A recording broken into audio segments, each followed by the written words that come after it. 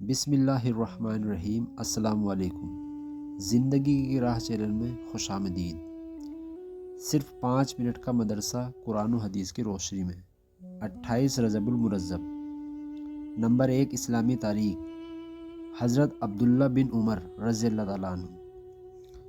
حضرت عبداللہ بن عمر رضی اللہ تعالیٰ عنہ رسول اللہ صلی اللہ علیہ وسلم کے ذلیل القدر صحابی اور حضرت عمر فاروق رضی اللہ تعالیٰ عنہ کے سب سے زیادہ با کمال شہزادے ہیں۔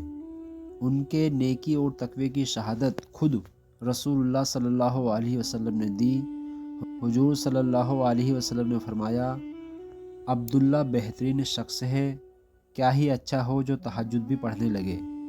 اس فرمان کو سننے کے بعد حضرت عبداللہ رضی اللہ تعالیٰ عنہ رات کو برائے نام سوتے تھے، ساری رات نماز میں مشغول رہتے، اور جب صبح صادق کا وقت قریب آ جاتا تو استغفار شروع کر دیتے۔ ایک بار رسول اللہ صلی اللہ علیہ وسلم نے ان کا کندھا پکڑ کر فرمایا، دنیا میں ایسے رہو جیسے کہ تم پردیسی ہو یا مسافر، اور اپنے آپ کو مردوں میں شمار کرو۔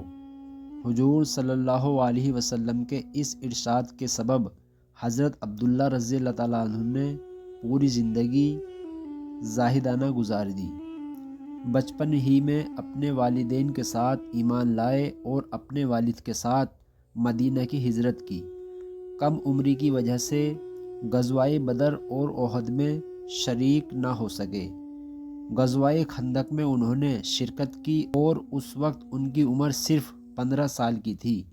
84 سال کی عمر میں ذی الحجہ 73 ہجری کو مکہ منورہ میں وفات پائی اور وہیں مدفون ہوئے یعنی دفن ہوئے۔ نمبر 2، حضور صلی اللہ علیہ وسلم کا معجزہ۔ بھیڑیے کا آپ صلی اللہ علیہ وسلم کی نبوت کی خبر دینا۔ ایک مرتبہ بھیڑیا ایک چراوے کی بکری میں سے ایک بکری لے بھاگا۔ چرواہے نے دوڑ کر فوراً اپنی بکری اس سے چھڑا لی۔ بھیڑیے کو اللہ تعالیٰ نے بات کرنے کی طاقت دی۔ اس نے چرواہے سے کہا، خدا نے مجھے جو رزق دیا تھا اسے تو نے مجھ سے چھڑا لیا۔ چرواہے نے کہا، بڑے تعجب کی بات ہے، یہ بھیڑیا تو باتیں کرتا ہے۔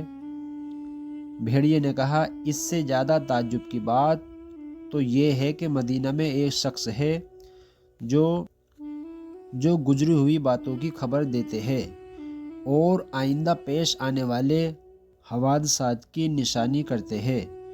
وہ چرواہا یہودی تھا۔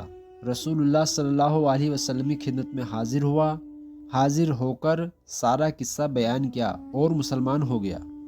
نمبر 3، ایک فرض کے بارے میں۔ تکبیر اولیٰ کے ساتھ نماز پڑھنا۔ رسول اللہ صلی اللہ علیہ وسلم نے فرمایا، جو شخص 40 دن اخلاص سے تکبیر اولیٰ کے ساتھ باجماعت نماز پڑھتا ہے تو اس کو 2 پروانے ملتے ہیں، ایک جہنم سے بری ہونے کا، دوسرا نفاق سے بری ہونے کا۔ نمبر 4، ایک سنت کے بارے میں۔ اسلام پر وفات پانے کے لیے جو یہ چاہے کہ اس کا خاتمہ ایمان پر ہو اور نیک لوگوں کے ساتھ رہے تو وہ یہ دعا پڑھا کرے، فاطر السماوات والارض انت ولی فی الدنیا والآخرۃ توفنی مسلما والحقنی بالصالحین۔ ترجمہ، اے زمین و آسمان کے پیدا کرنے والے، آپ ہی دنیا اور آخرت میں ہمارے آقا ہے، ہمیں اسلام کی حالت میں وفات دیجیے اور نیک لوگوں میں شامل کر دیجیے۔ نمبر 5، ایک اہم عمل کی فضیلت۔ 2 محبوب کلمے۔ رسول اللہ صلی اللہ علیہ وسلم نے فرمایا، 2 کلمے ایسے ہیں جو زبان پر بہت ہی ہلکے ہیں اور ترازو میں بہت ہی بھاری ہے اور رحمان کو بہت محبوب ہے، سبحان اللہ و بحمدہ سبحان اللہ العظیم۔ نمبر 6، ایک گناہ کے بارے میں۔ قرآن کو چھوڑنا۔ قرآن میں اللہ تعالیٰ فرماتا ہے، اس شخص سے بڑا ظالم کون ہو سکتا ہے جو اللہ پر جھوٹ بولے اور جب اس کے پاس سچی بات یعنی قرآن آئے تو اس کی تصدیق کر دے، کیا ایسے کافروں کا ٹھکانہ جہنم میں نہیں ہوگا؟ نمبر 7، دنیا کے بارے میں۔ دنیا چاہنے والوں کے لیے نقصان۔ قرآن میں اللہ تعالیٰ فرماتا ہے جو شخص آخرت کی کھیتی کا طالب ہو ہم اس کی کھیتی میں ترقی دیں گے، اور جو دنیا کی کھیتی کا طالب ہو کہ ساری کوشش اس پر خرچ کر دے تو ہم اس کو دنیا میں سے کچھ دے دیں گے، اور ایسے شخص کا آخرت میں کوئی حصہ نہیں۔ نمبر 8، آخرت کے بارے میں اہل دوزخ کا رونا۔ رسول اللہ صلی اللہ علیہ وسلم نے فرمایا دوزخ والوں پر رونے کا عذاب مسلط کیا جائے گا تو وہ اتنا روئیں گے کہ آنسو خشک ہو جائیں گے، اور اس کے بعد روتے ہوئے آنکھوں سے خون بہے گا، یہاں تک کہ ان کے چہروں میں گڈھے کی طرح پھٹن پڑ جائے گی۔ اگر ان میں کشتیاں کو چھوڑا جائے تو وہ بھی ان میں چل پڑے۔ نمبر 9، طب نبی سے علاج۔ لہسن کے فوائد۔ رسول اللہ صلی اللہ علیہ وسلم نے فرمایا اگر میرے پاس فرشتے نہ آیا کرتے تو میں لہسن ضرور کھاتا۔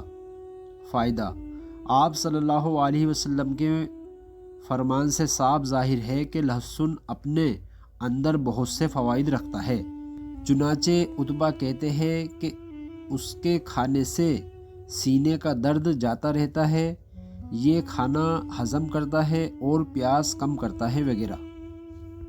نمبر 10، نبی کی نصیحت۔ رسول اللہ صلی اللہ علیہ وسلم نے فرمایا رمضان کی وجہ سے شعبان کے چاند کو اچھی طرح شمار کرو، یعنی شعبان کے چاند کو اچھی طرح دیکھ کر اس کی تاریخ کو شمار کرتے رہو تاکہ رمضان کے روزے رکھنے میں پریشانی نہ ہو۔ اللہ تعالی ہمیں ان سب باتوں پر عمل کرنے کی توفیق عطا فرمائے، آمین۔